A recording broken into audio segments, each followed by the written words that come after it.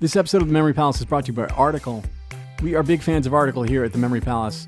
This room of the palace, the ballroom where I'm sitting right now, it's palatial, trust me, is lit beautifully by a legit beautiful lamp from Article. This stuff is of extraordinarily high quality. It is truly lovely furniture that's influenced by, mid-century modern and Scandinavian styles. I have a feeling you're really going to like it. If you've never checked it out before, summer and warmer weather is right around the corner here in the Northern Hemisphere. And they really have fantastic outdoor furniture. It's totally worth checking out. Go to article.com and take a look.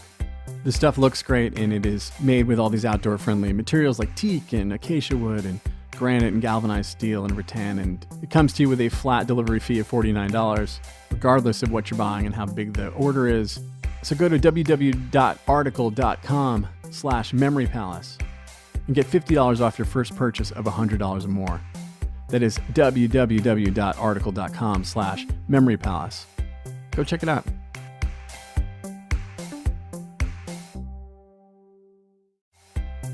I'm excited to tell you guys about a new sponsor that solves the underlying problem of furniture shopping, which is you look at the stuff online and you have no idea whether it's going to actually work in your room.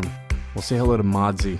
With Modsy, you can see new furniture in a 3D model of your actual room and redecorate it until you get your room just right. You're going to send Modsy a few photos of the room, you're going to answer a short online style quiz, and that's it.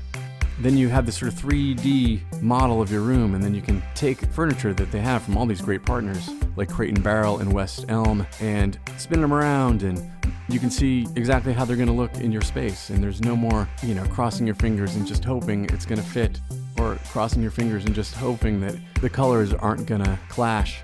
You can swap stuff out until you find just the right thing you're looking for. So head over to modsy.com/memory and you can get yourself a 20% discount on your first room. That's modsy.com/memory. This is the Memory Palace. I'm Nate DiMeo. Has anyone ever been farther from home than Minnick Wallace? He was 7 years old in the summer of 1897. One morning, he left his family's igloo and ran to the edge of the water, where he watched his father and a few other men paddle through the channels that the August sun had opened up in the ice. When they came back, hours later, they weren't alone. White men had rowed ashore from a ship on the horizon. At least one of them had dealt with Inuits in northern Greenland before. Robert Peary had been coming up there for years, trading guns and sewing needles for sled dogs and information that could help him find a route to the North Pole. He was obsessed with being the first person there. A lot of people were obsessed with being the first person there back then. Not the Inuits, though. They hadn't heard of the North Pole before people like Peary started showing up. And when they did, they weren't impressed. But back at home, between voyages, Peary would spend his time impressing New York's idle rich with his calloused hands and his weathered face, and with the artifacts he brought back. In the fall of 1897, Minnick, his father, and 4 other people from their village were those artifacts. Now, they weren't kidnapped. The Inuits were told that they would see unimaginable wonders: lights, streets, stores, trains, smokestacks, restaurants, trees, crowds. And they did. Minnick had come from a tribe of fewer than 250 people who lived spread out over dozens of miles.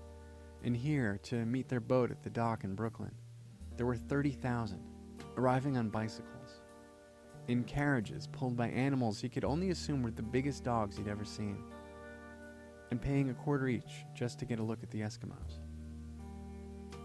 The Inuits were also told they would go back the next year. They would be studied by scientists at the Museum of Natural History. They'd be measured and weighed, and asked about their cultural practices and their diets and their family lives. And then they would return to those families, bearing things that would make things better for them. But they didn't. They got sick. They had no defense against tuberculosis. Minnick's father died, and Minnick was inconsolable. And 2 other adults and 1 child died too, and Minnick was alone.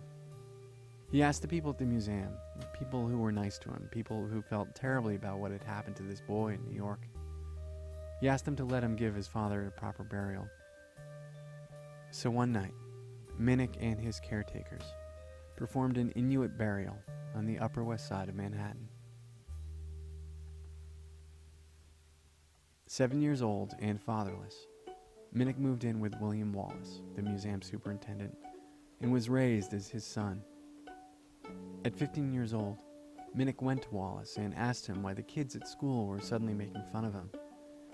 And William Wallace had to tell Minnick Wallace the truth. Those kids had heard about the articles in the paper, the ones that said that Minnick's father wasn't actually buried that night 8 years ago, that said 7-year-old Minnick had performed a sacred Inuit ceremony over a bag of rocks, that Minnick's father had been dissected, that one of the museum's young scholars had won an academic prize for his study of the man's brain, that Minnick's father's bones were on display. Minnick asked for his father's bones. William Wallace asked for them too, though he never told Minnick that he had known what had happened to the boy's real father all along. Strangers wired the museum, people who remembered reading about the sad little Eskimo boy years ago. Strangers who were outraged to learn that this was where that little boy was now. The museum refused to hand over the bones. They denied they were there at all. Minnick asked Robert Peary,